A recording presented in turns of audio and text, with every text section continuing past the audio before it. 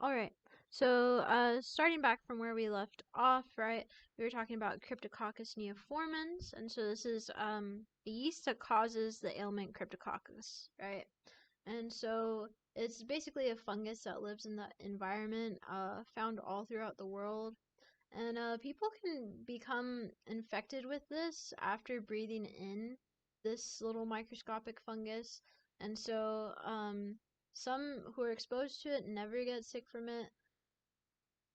And so you don't really see people getting sick from this if they're a healthy person. However, the people who have weakened immune systems, they tend to get really, really bad ailments from this. They have horrible symptoms uh, that can cause coughing, shortness of breath, and chest pain and fever. And if it happens to be this one's neoformans, but if you happen to get the one that's cryptococcal meningitis, it's horrible. You get headache, fever, neck pain, nausea, and vomiting. Um, a very extreme sensitivity to light and even confusion or changes in the behavior. And so we're also going to be looking at Chytridiomycota, right? And so members within this family, they're kind of odd. They're very fungi, and so, I mean, very primitive of the fungal groups. And so we commonly call these chytrids, but basically their cellular morphology, it can range from being a single cell to clusters and then even to colonies. And basically, they don't usually form hyphae or yeast type cells. Um, what characterizes this group is just having these odd little flagellated spores. We call these zoospores. Um, and so they also have gametes. Most chytrids, they live within the soil, water, and different decaying matter. But why are fungi important? They help in a lot of different things, such as medicine, right? To kind of study these different pathogens, right? Um, they're involved in nature for that nutrient cycling. And so we can have these at two different levels, where it's an adverse impact, right? Where you're getting mycoses, right? These different um, uh, illnesses brought about by fungi. They can cause allergies, and they can also produce toxins, and those are pretty bad. They can also destroy crops and food storages. If you get fungal contamination of your crops, you have to get rid of them. You can't sell those anymore, and you also, can't sell those food products anymore. Beneficial impacts that they have would be, you know, they can help produce antibiotics, as you can see with penicillin. They can help produce alcohol through fermentation. They can produce organic acids through anaerobic processes, and they can also produce vitamins. And so they're also decomposers, and so they help with that nutrient cycling of getting those very um, beneficial nutrients back out into the environment. And they can also be used in making food. I love having, mushrooms in my spaghetti. Really great. And they're also very important in genetic studies. And so these are some different infections that you can have in humans. And sometimes they can cause severe uh, systemic infections, as we had previously stated. And this can happen in people with weakened immune systems, particularly patients that have cancer, AIDS, or other kind of chronic illnesses that could debilitate their immune response. And so here are some just typical ones we'd be looking at. In our next chapters, we're going to be getting more into the medical applications of all of this. And so, as a little concept check, you can pause the video or whatever, but fungi, right, how do we classify these guys? What have we just been talking about this whole time? Was it their sexual spore, their asexual spore, their hyphae, or their habitat? Be their hyphae. Okay, so let's move on to the protists. Okay, and so the protists contain the algae and the protozoans. Okay, and so algae are eukaryotic organisms. Um, they can be unicellular and colonial, and they photosynthesize using chlorophyll A. There's supposed to be a space in there, but they use chlorophyll A. Not all algae only use that though. But then we have our protozoans, and if you remember me saying this in lab, protozoans are kind of like a throwaway group, honestly. They're unicellular eukaryotes. They lack tissues, and sometimes they share similarities in their cell structure, their nutrition and life cycle, and sometimes biochemistry. But aside from that, they can be very different also. So it's kind of, well, they weren't this and they weren't that, so they're protozoan. And so algae, they're photosynthetic organisms, right? So they're autotrophs. They produce their own energy through sunlight, right? And so we have microscopic forms, right? And so these can be unicellular, they can also be colonial, and they can also be filamentous. And so then we have our macroscopic forms, and those can be colonial, they can also be multicellular, and so all of these contain chloroplasts, and they have chlorophyll within them, and they can even have different pigments. So I worked on a macroscopic uh, filamentous red algae, and so one of the pigments that it had, which I think was also affecting a bit of some of my processes and trying to extract things, was that it had right our phycocyanins, right, and our phycoerythrins, and so those help to produce those different little red colors. And so all algae have cell walls, right? They're rigid and made for structure, and some may have flagella, some may not. And so these are some of our basic unicellular types. We have this algal body right here, and we also have diatoms. Um, most can most algae, they make up a good portion of life would be those that are free living in fresh and marine water, and so we call those plankton, right? They're just small little microorganisms, right? And so these plankton are the basis of the food web in most aquatic habitats. They're always going to be our first trophic level, right? And so they produce most of our atmospheric oxygen. Everybody, applauds the trees, but we forget about the algae. And so dinoflagellates, these are algae as well, but they can cause red tides, and those can produce toxins that can cause food poisoning uh, in your different organisms that are going to be eating them, and they can cause neurological symptoms that are really horrible. So this is what the algae looks like under the scope, and this is that red color they produce. So we have different classifications for the microscopic algae, and so we have Euglenophyta, right, which is our euglenoids, right, and then we have our Pyrrhophyta, which is our dinoflagellates, and then our Chrysophyta, which are our diatoms or our golden brown algae, right?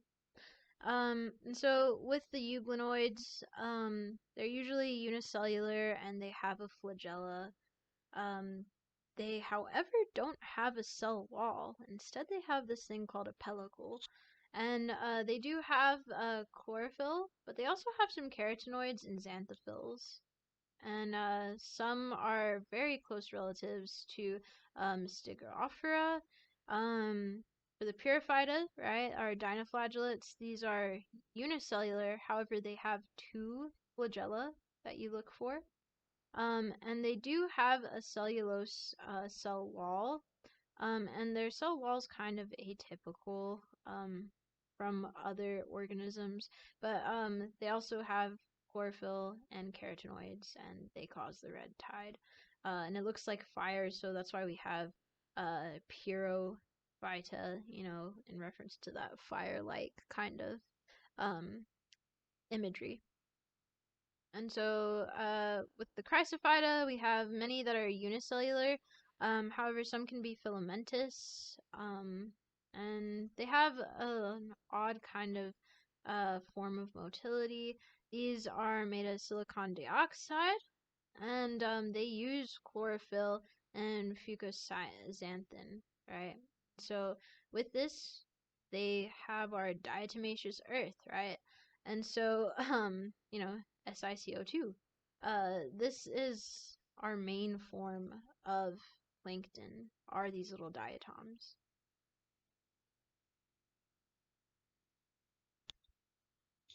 Then we have our Phaeophyta, which is our kelps, our brown algae. And so these guys are multicellular. They do have vascular systems, and they have what we call a holdfast, which is the equivalent to like roots. They have cellulose in their cell wall. They have, I don't know why holdfasts are listed twice, but they have, right, our little chlorophyll with the carotenoids and our fucoxanthins, and they can be in an emulsifier, right, for alginate. So that's pretty cool.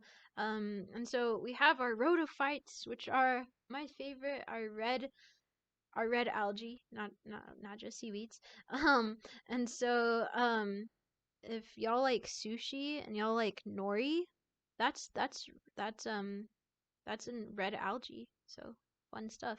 But these guys are always multicellular, right?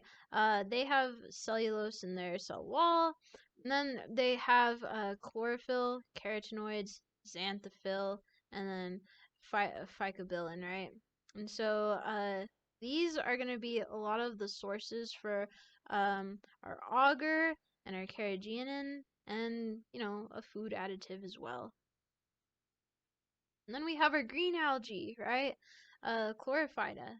And sometimes these are grouped with plants. And so they can vary from being unicellular to colonial to filamentous to multicellular. So these also have cell walls, they have chlorophyll, carotenoids, and xanthophyll. And they're basically our precursor to the plants. So let's go on to protozoa. So this is a very diverse group. We've got over 65,000 species, and so they vary in all types of shape. They don't, however, have a cell wall, and so that's kind of what groups them into this area. Most are unicellular. Colonies are pretty rare, but most are harmless. Very few can be parasitic, and so they live in moist habitats all around.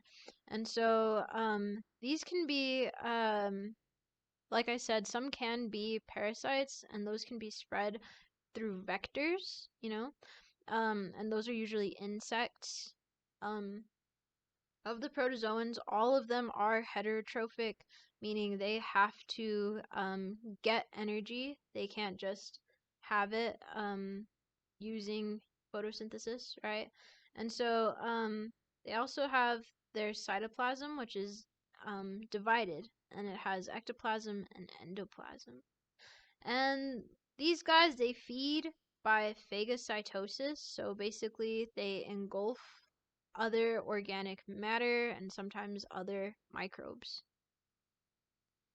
Most will have structures for locomotion, including flagella, cilia, or even their little pseudopods, their little fake foots. And so they can exist in two different forms. We have the trophozoite, which is the the feeding stage that can move around. And then we can also have, right, this dormant stage, which is a cyst, and it'll just kind of stay in this hard, small body until they're able to find better conditions for feeding and reproduction. And so they do all reproduce asexually, and so they can do this through mitosis or through fission. And so we can also have sexual reproduction, and so we would call that conjugation. And so here we just have an image of it going from our trophozoite, right, the feeding stage, and how it will eventually dry up and form a cyst. And it can go in between these two different stages. Um, so a lot of protozoans have unique um, qualities to them that you can easily point one out from one another. And so with this, you're able to identify them uh, to the genus level and sometimes even species. And so you can do this by looking at the shape and size of them, or uh, what type of cell it is, and like how many there are, and where these particular locomotive structures are on the cell. And then you can see further identify them by checking for specific organelles or even cysts, and you can also count the nuclei present. To further identify them, if you have medical specimens that you've gotten from human fluids, such as feces or stuff from the vagina, right, you can smear it onto a slide and you can observe it. You can use a stain to help you see it a little better, but you don't always have to. And so you can also cultivate them. So you can grow them in the laboratory and let them proliferate so that you can ID them further. And so we have a couple of different protozoans that can cause disease. And so we have the trypanosomes, and we looked at a couple of these. There's Trypanosoma brucei, and so this causes African sleeping sickness. But then we've also got Trypanosoma cruzi, right? And so this causes Chagas disease. And I'm sure for those of you who like to go camping out in this area, especially a little further west, Chagas disease is always brought up. And, it's kind of scary to think about. And we'll get further into this, but this genus, they typically have crescent-shaped cells and they have a single flagellum. And you can see these in blood. That's where they're going to be living in, and so they'll infect the blood. And so these guys are transmitted by blood sucking vectors. So with the African sleeping sickness, like we have our little um, our bug, right? Our mosquito, he's going to be infecting everybody with that. For Chagas disease, we have what we call true bugs. True bugs are what are going to pass them around, specifically within the family Reduvidae. And so they are these little insects, right? And so they will go around and feed, okay? And they'll ingest this trypanosome. And then when they go to feed on us, right, we are going to get infected. And so we can, through that bug, it just keeps cycling and cycling and cycling. The common name for this bug is the kissing bug. If you've heard of it, you know that if you're really out in a hot, dry area, you should probably, right, like make sure that your tent is zipped up or that you have a bug net to sleep on, because if one of these guys bites you, it's pretty bad. So it causes a lot of heart issues. But you'll know it's bitten you, right? 'Cause you'll wake up with little dots around. It'll usually just be a single dot, right? because these are true bugs, right? They're some of the they are like the original bugs. So they don't have mouth parts yet. They just have this piercing sucking part, right? They're very primitive bugs. So you'll have a singular little dot on your lip and around that area after a night of camping, because they're like mosquitoes in that they're attracted to that CO2 emission from our mouths, and they're like, oh, someone's alive right here. I'm gonna go get some blood. And so I included this image right here, but these are the vectors for Chagas disease. So if you see one of these bugs, uh, what's indicative is these yellow stripings right here on this true bug. Um, yeah, if you see these guys, it's bad news. Then we have um, amoebas, right? And some of these can be infectious. And so we have Entamoeba histolytica, and this causes dysentery.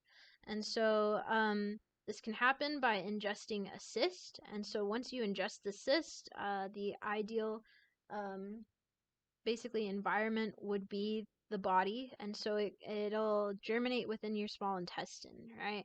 And eventually it'll become a trophozoite, and it'll migrate into your large intestine and grow. And so from there they can invade your liver, your lungs, and your skin. And so you'll know you have it when you have gastrointestinal disturbances. That's very nicely put. Um, but yeah, if you get dysentery, you are not gonna be feeling good at all. Pedialyte is gonna be your best friend. And so this is just kind of showing how you ingest it as a cyst from food or water, and eventually it will become a trophozoite, and it'll move throughout your body, and it'll exit through the feces, right? And then it can just go back into the system of the world, just going back into food and water. It's really disgusting. Um, so with that, let's get into the worms. So we have multicellular animals. And so multicellular means that they will have organs, and so they'll have organs for reproduction, digestion, movement, and even protection. And so they'll parasitize a certain tissue area of their host. And so most parasitic helminths, they have mouth parts to attach themselves um, to the host's different tissues. And so they have also very well developed sex organs. And that's really because, they've come to the end of their evolutionary line. They're really just taking from us all the nutrients, right? And so the only thing they really need to do is, be getting those gametes across. And so from that we have these two different kinds. We have flatworms. They're very flat. They don't have a body cavity, and so their digestive tract isn't even a very particular order. It's just like a organ. They don't have a particular organ. It's just a pouch, and so they have very very simple excretory um, and nervous systems. And so of these, we'd have our cestodes, which we know as tapeworms. And then we have trematodes, which are flukes. And so these flukes are flattened and they're non-segmented, but they do have sucking mouth parts. And then we also have roundworms, right? And so with the roundworms, we have nematodes. Okay. And so these are round. They do have a body cavity. They have a complete digestive tract, unlike the flatworms. And they have their outside we call a cuticle, right? That's their protective surface, their outer layer. And then they have spines and hooks on their mouth to once again attach them to their host. And so they do have excretory and nervous systems. However, they're very poorly developed. They don't really need them. And so in order to classify these guys, you can do so by using shape. size, what kind of organs they have, what kind of hooks they have, if they have hooks or suckers, just other special structures, and how they reproduce, who's their host, and what do their eggs look like, and do they have larvae? And so, that's how you're able to detect them, is by looking at them through a microscope. And so here are different little helminths right here. And so this is our scolex, right? This is essentially the head, I guess, of our tapeworm. And so they have suckers on the ends of them. And this image didn't include the ring of hooks that they would typically have right here. But within them, they have these segmented portions that we call proglottids, and that's where their reproductive organs are gonna be. And so the smaller they are, the more immature these proglottids are. So this is an immature proglottid, right? And it's holding immature eggs. But the more developed it becomes, you will have these um, fertile eggs that are able to burst and reproduce. And so then we also have this over here. We have some well-developed sex organs right here. And we have just, they even have a vas deferens. They have ovaries, a uterus, a cuticle, and just a very basic intestine, which runs along that way. And they do have a pharynx and an oral sucker. And so it's very easy to look between these two organisms and tell that they are different species. And so of the parasitic worms, right, 50 of those can parasitize humans, and they're distributed worldwide. However, some are restricted to a very specific geographic location. Usually, you'll have higher incidence of these in the tropics, right? So some are restricted to the tropics. However, when they're there, there's going to be a higher occurrence of them. And so these can be acquired from ingestion, right? We're consuming them on accident with their little larvae or their eggs in food. Those are so small that you'd never even know. And so you can get them from the soil or water. And then, like we had discussed, you can have insect vectors. So be sure to always wash your fruits and vegetables. You don't want to end up with worm eggs on you. And so here's another example of how this can happen. We had discussed this in lab a little bit, but this is what we'd call a pinworm. And so it causes the anus to become very itchy and very irritable. And so it's typically a parasite that you'd find in children, just because they're not keeping as hygienic. Um, they aren't maintaining hygiene like we would, and so they'll be itching the area as it's very irritated. However, they can just touch their mouth and they'll have the eggs on there, or they can even cross contaminate by either playing with other kids, touching other toys or sharing food, and you just get this little life cycle of these little pinworms, and these it's pretty gross. So we're going to do a little concept check right here. And so how do parasitic helminths reproduce? Is it by cysts, spores, eggs and sperm, or all of the above? Eggs and sperm. So with that, that's our entire presentation.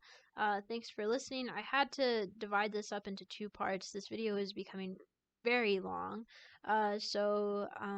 Thank you for watching. I'll be posting our medically applied portions of this section, and so y'all can look at those later.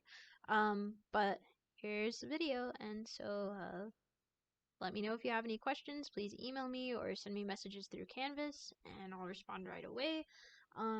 All that y'all need to be doing is just going over those smart book lessons for this week, and then also the application assignments.